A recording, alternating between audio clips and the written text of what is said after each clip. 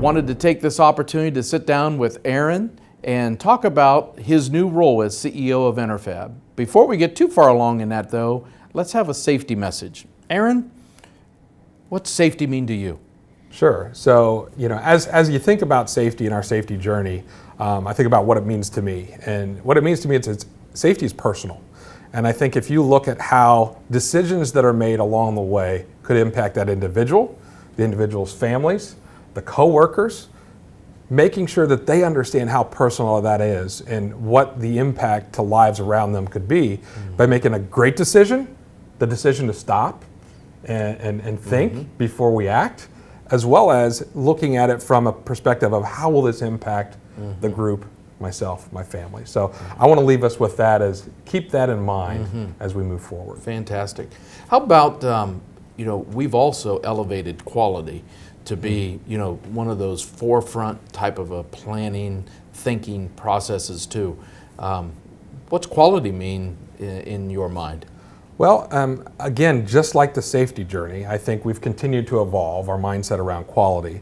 At the end of the day, it's the decisions that are made along the way that translate to the end product quality. So we're really going to be continuing to focusing on the incremental decisions of what we choose to bid, the customers we choose to do work with. I think along the way too of, are we putting the best product forward? And if we don't have enough resources to do something, we'll say no. And I think that will lend us to an ultimate quality product at the end of the day without as much pressure on getting absolutely. it right that we push into the shop in the field. Right. We strive for excellence in everything we do. 2020 is about continuing to do that, but also profitability, safety and quality tied directly to the profitability of the organization. Yeah, absolutely. Yeah. So we're a projects company, and project execution is so important because that's where we determine, how we're going to do profitability-wise is when it comes to execution, and then also that's the lasting impression we leave with our customers. For sure. So from a project execution standpoint, we definitely have to get better there and make sure we're delivering our best each and every time. What's your message to the organization around project execution? It's really very simple. It goes back to the old saying, plan the work, work the plan.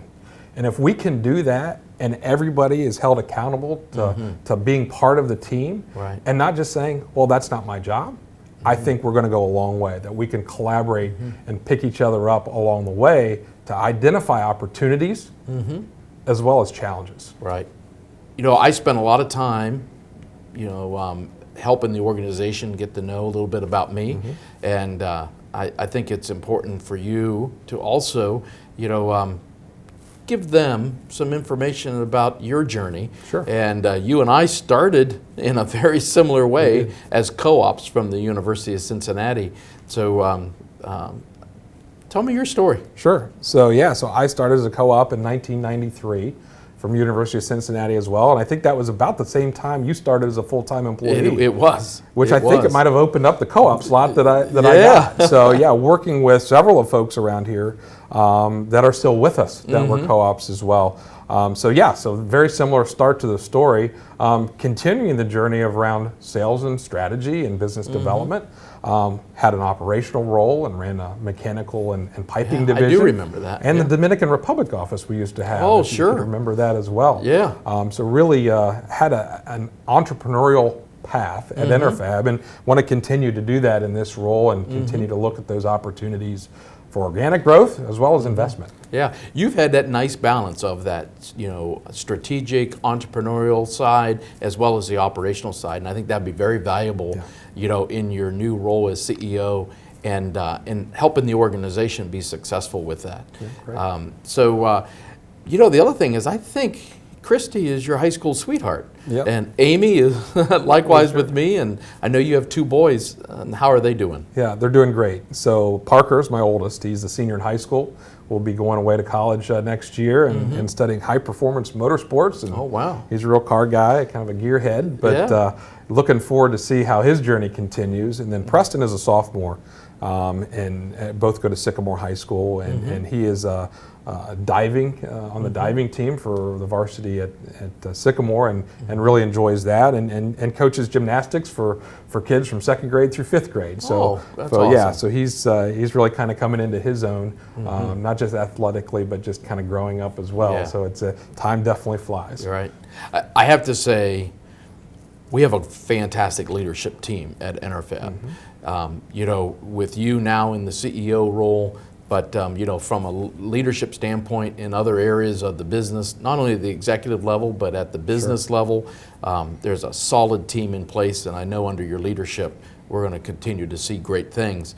Last year, you and I worked together on formulating the purpose statement along with a small group, and we had some fun with that. It was, we had to dig deep inside and really determine who are we.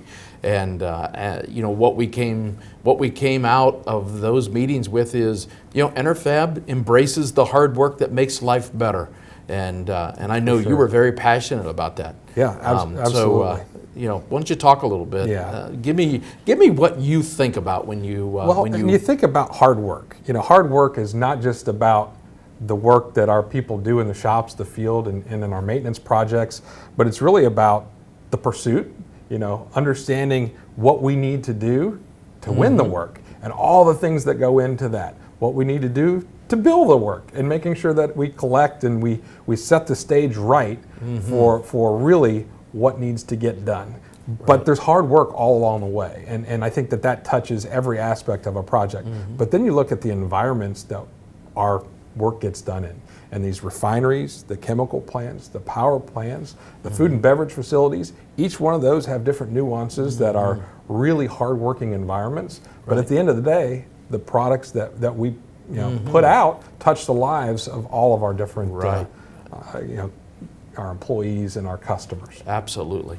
The another thing too is our core values at Enerfab have always been consistent. Since I started here in 1992, and actually when I started here in 1990, you in 93, as you mentioned, the core values that were communicated to me, and now the ones that that I've wanted to carry forward, and I know that you carry forward, are around safety, quality, and integrity. We wanted to simplify those as we went into 2020. Tell me a little bit about, because you were part of that, of that simplifying, not changing who we are, but simplifying so that we could really rally around it. Yeah, and that process was really interesting to kind of get the perspective, and we actually got feedback from across the organization. And if you can't remember the list, of what makes us, let's go right back to the core of what makes us. And at the end of the day, safety, quality, integrity, we kept exactly how they are and its intent, and how we've talked about how that touches each of us. But we added community and grit. And if you think about our purpose statement, that is embodied in that as well. It so, is. The grit is really what it takes to get something done no matter what. And making sure that when nobody's looking, the right thing gets done, to make sure that no shortcuts. Right. The community aspect, I think, is really an important one as well, as we connect not just within our own companies, but with our vendors, with our customers, across the landscape in each of our regions, and making sure that we get more connected around our organization. And we'll be doing a lot of new things to be able to embody that. I think you bring up a good point about the community, and it ties to the first pillar in our strategic journey, and that is about our people. What I find is, not only for myself, and I know this is important to you, but I hear it consistently from all our employees, is that involvement not only in our business but in community is important to them. And that ties right to the investment in our people. So why don't we talk a little bit about those strategic pillars, and start with people. Yeah, from the people standpoint, investing in our people, not just for the jobs they're doing today, but the jobs that we need them to do tomorrow. I think that's a big piece of that. And we have several of our folks going through project management training at the end of the month as an example of that, some of that investment. But also, I would encourage ourselves to look within our employee and within recruiting from others as part of that investment piece as well. So it's not just investing in our current state, it's to take us where we're going to go. Right. You know, a couple other pillars are, you know, maximize our existing industries and customer base, but as well as diversifying, and I know that'll continue to go forward. The other two pillars I know are very passionate for you. Yeah. You know, one is about, you know, leveraging technology and being a differentiator, and lastly is project execution. Sure. And you know, how will you lead, you know, the organization Yeah. in those two areas? Yeah, and I think that will be, you look back a year from now to today, I think we'll see an impact across the organization as we start looking at a digital transformation across our company, from how we're collecting time in the field, to how we're doing payroll, to how we're executing estimates, execution, and streamlining the process throughout that.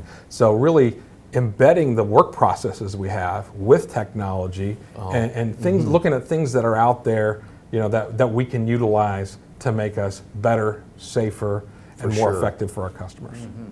You know, something that is going to be on our employees' minds, Aaron, is, so what's this mean to me? Sure. I think the best way to answer that for them, and this is a perfect way to do it, is what's the next 60 days look like, and what should our employees be expecting?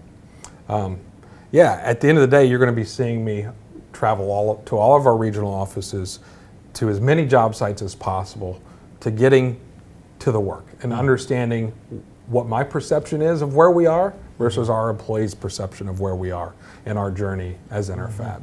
So really taking that feedback and then applying that to how we continue to grow and develop our business. Oh, that's great. Well, Aaron, congratulations. Thank you again, Scott. Yes, I'm very proud and happy for this opportunity for you, and it's an opportunity for every employee at Enerfab. Yeah, for sure. And I look forward to seeing where you go. Well, I appreciate it, and congratulations to you as well in your new role. And like you you. said to me the other day, I'm not going anywhere. So I'm sure we'll be communicating often, and I think our styles really complement each other, as well as my leadership team as a good balance. So I really look forward to the challenge and the trust that the organization's put into me. Great. Thank you. Thank you.